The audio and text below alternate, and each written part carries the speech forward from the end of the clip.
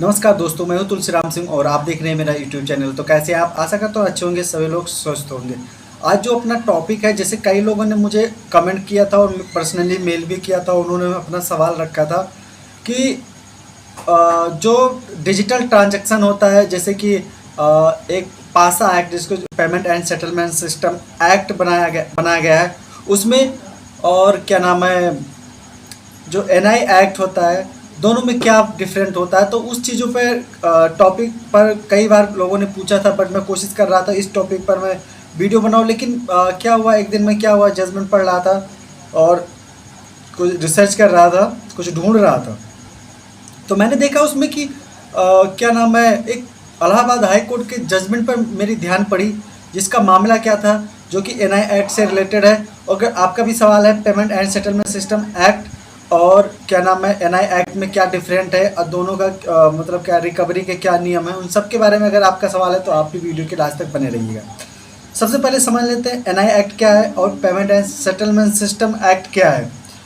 Payment and settlement system act, इसको short में कहते हैं पासा एक्ट। देखिए, पहले के समय में जो पहले था, जब कोई व्यक्ति कभी फाइनेंस करवाता था, लोन लेता था, कोई चीज़ लेता था, लोन हो गया या कुछ भी लेता था, एक्स वाई जेड, जैसे फाइनेंस कर कर्जा लेता था या कोई फाइनेंस करवाता था, तो सिक्योरिटी के तौर पे, खास तौर पर जो कंपनियां होती हैं, कंपनियां जो फाइनेंस कंपनियां होती थी, वो चेक लेती थी उनके लिए, मतलब साइन किया हुआ चेक लेती थी।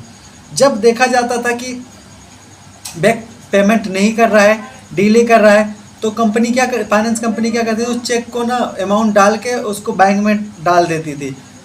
जनरली होता क्या था, मैक्सिमम मतलब 80% क्या होता था, चेक बाउंस हो जाता था, फिर वो एनआई एक्ट का केस करती थी। तो जैसे इसमें होता क्या है, अगर एनआई एक्ट में जो केस करती थी, ठीक है, तो इसमें होता क्या है, जो एनआई एक्ट होता है, जैसे अगर किसी का 50 रुपये का चेक है या 50 रुपये का टोटल लोन अमाउंट है या अमाउंट है, ठीक है, कैसा भी अमाउंट है लेन देन का। अब उसमें होता क्या, आपका आपका जो चेक बाउंस हुआ है वो 40,000 का हुआ है या 40 रुपये का हुआ है, तो जो एनआई एक्ट होता है, वो जो एनआई एक्ट की सेक्शन होती है, जो धारा होती है 138, ठीक है, उसके अंतर्गत अगर देखा जाए तो एनआई एक्ट पूरे जैसे 50 रुपये को रिकवर करता है। मतलब इसके तहत आप पूरे जो टोटल अमाउंट होता है उसको क्या कहते हैं, उसकी क्लेम कर सकते हैं, पूरा रिकवर कर लेता है जो एनआई एक्ट होता है।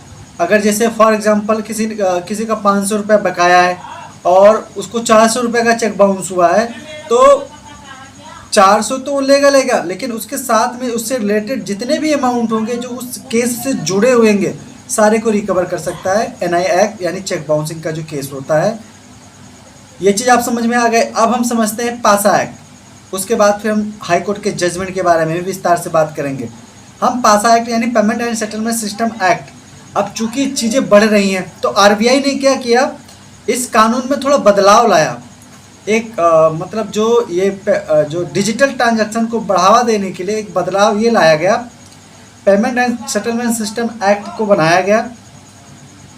जब बनाया गया तो इसमें शर्तें ये होती हैं कि जैसे पहले क्या होता था कि इसमें, अब पहले क्या होता था, इसमें ये होता था कि क्या नाम है, ख़ासतौर पर जो फाइनेंस कंपनियां होती हैं, जो बिजनेस के लिए या personal loan, home loan, credit loan, जो भी कुछ देती हैं, इन सब के लिए खासतौर पर बनाया और इनको एक एडवांस सिक्योरिटी सिस्टम बनाया, मतलब उनको एक एडवांस सुरक्षा दिया पेमेंट से रिलेटेड लेकर।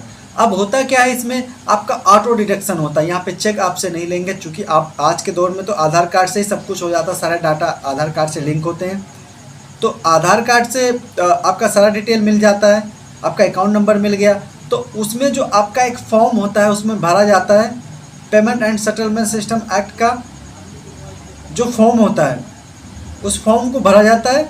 उसके बाद में क्या करते हैं, जब वो फॉर्म सबमिट कर देते हैं तो उसमें ऑटो डिडक्शन होता है। जब आपके जो इंस्टॉलमेंट का टाइम आएगा, जैसे किसी ने क्या नाम है, पैसे लोन लिया किसी से या फाइनेंस करवाया कोई चीज़, तो जब पेमेंट डिडक्शन का टाइम आएगा, डेट आएगा इंस्टॉलमेंट का, तो ऑटोमेटिक आपके अकाउंट से डिडक्ट हो जाता है, वो ऑटो डिडक्शन होता है। इसमें आपको पेमेंट नहीं करेंगे, ऐसा नहीं है कि आप जाकर इंस्टॉलमेंट जमा करेंगे तो जमा होगा, ये आपके अकाउंट से ऑटोमेटिक डिडक्ट कर लेगा। अगर ये बाउंस हो जाता है, बाय द वे आपके अकाउंट में पैसे नहीं होते हैं और वो आपका जो ट्रांजैक्शन होता है फेल्ड हो जाता है, तो वहाँ पे भी आप payment and settlement system act के तहत वो कंपनी जो या फाइनेंस कंपनी या कोई भी होता है तो XYZ वो क्लेम कर सकती है आपके ऊपर। तो ये भी NI एक्ट से रिलेटेड ही होता है। और इसका जनरली इसका जो मैक्सिमम होता है वो जो सुनवाई होती है कोर्ट में वो डिजिटल मोड पे होती है। ये चीज़ आप समझ में आ गए। तो जो payment and settlement system act यानी जो पासा एक्ट और NI एक्ट में ये डिफरेंट है। वहाँ पे चेक से रिलेटेड होता है, यहाँ पे चेक से रिलेटेड नहीं होता है। यहाँ पे आपके ऑटो डिडक्शन ट्रांजैक्शन से रिलेटेड होता है। ये चीज़ समझ गए। अब होता क्या है, जो मामला हाई कोर्ट का है वो NI एक्ट से रिलेटेड है, यानी चेक बाउंस केस से रिलेटेड। मामला ये है कि उसमें होता क्या है, 50,000 का चेक होता है, तो इसमें ब्याज और कुछ अमाउंट और जोड़ के या ना 50 लाख का होता है, तो थोड़ा ज़्यादा हो जाता है अमाउंट। जब अमाउंट थोड़ा ज़्यादा हो जाता है तो इसमें क्या कहते हैं, जब चेक बाउंस हो जाता है तो इसमें जो जिसका चेक बाउंस होता है इसमें जो व्यक्ति होता है वो क्या करता है, चेक देने वाला तो होता है, ठीक है, उसको 30 दिन के अंदर उसको लीगल नोटिस भेजता है। अब 30 दिन के अंदर भैया जब लीगल नोटिस भेजा जाता है तो ना तो कोई उधर से अब ठीक 15 दिन बीत जाते हैं। लीगल नोटिस के 15 दिन बीतने के बाद 15 दिन बीत जाते हैं, क्या नाम है, कोई उसका इसमें पेमेंट का कोई जिक्र नहीं होती है, ना इसका रिप्लाई भी किया जाता है नोटिस का। तो इसमें जो व्यक्ति होता है जिसका चेक बाउंस हो जाता है वो क्या कहते हैं ट्रायल कोर्ट में जाता है और वहाँ पे एक याचिका डालता है, एक एप्लीकेशन डालता है चेक NI एक्ट का। जब वहाँ डालता है तो जो ट्रायल कोर्ट होता है वो धारा 203 CRPC के तहत निष्कर्ष को देखते हुए यह खारिज कर दिया जाता है। कहता है कि देखिए ऐसा इसमें आप केवल जो प्रिंसिपल अमाउंट है, जो चेक बाउंस का अमाउंट है उसी का क्लेम कर सकते हैं। फिर 4 अगस्त 2022 को जो इसमें विक्टिम होते हैं यानी जो याचिकाकर्ता होते हैं वो इलाहाबाद हाई कोर्ट में एक याचिका डालते हैं और उनका यही कहना होता है कि देखिए ये जो अमाउंट है 50 लाख के अलावा जो बचा हुआ अमाउंट है वो पूरा इस केस से ही रिलेटेड है, यानी चेक बाउंस से रिलेटेड है, तो इसको पूरा रिकवर करना चाहिए इसमें।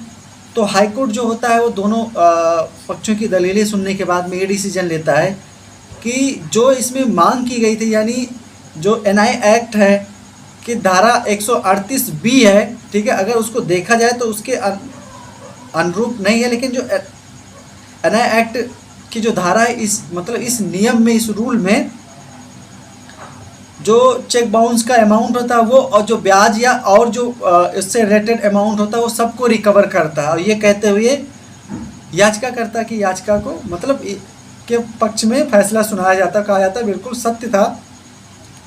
और ट्रायल कोर्ट को शीघ्र ही इस पर कार्रवाई करने की बात कही जाती है। चूँकि जो हाई कोर्ट होता है वो सुप्रीम कोर्ट के एक बहुत ही बड़े लैंडमार्क जजमेंट, ये सन 2000 का एक जजमेंट था सुमन सेठी बनाम अजय व अन्य के बाद क्या कहते हैं मामले से रिलेटेड था। 2000 का ये जजमेंट था जिसको उल्लेख करते हुए माननीय इलाहाबाद हाई कोर्ट इस फैसले को सुरक्षित रखते हैं और जो ट्रायल कोर्ट का फैसला होता है उसको गलत ठहराया जाता है। तो इसमें से 2 निष्कर्ष निकलते हैं। पहला ये निकलता है कि जो NI एक्ट होता है वो उससे रिलेटेड जो भी अमाउंट होते हैं पूरी को रिकवर कर लेता है, लेकिन जो पासा एक्ट होता है यानी जो payment and settlement system act होता है वो खाली जो जितना उसी का क्लेम कर सकता है जो ट्रांजैक्शन फेल्ड हुआ है, वो सारे को जो इससे रिलेटेड और अमाउंट को नहीं कर सकता है। ये बात बिल्कुल सत्य है और बिल्कुल कंफर्म है। तो वीडियो आपको अच्छी लगी होगी, मैं ऐसा आशा करता हूँ। तो लाइक करना और अगर चैनल पर नए हैं तो सब्सक्राइब करना, और अगर आपके सवाल हैं तो प्लीज़ आप मुझे कमेंट कीजिएगा। मैं फिर मिलूँगा ऐसे ही लीगल टॉपिक वीडियो के लिए। देखते रहिए advocate Tulsiram Singh YouTube channel. जय हिंद।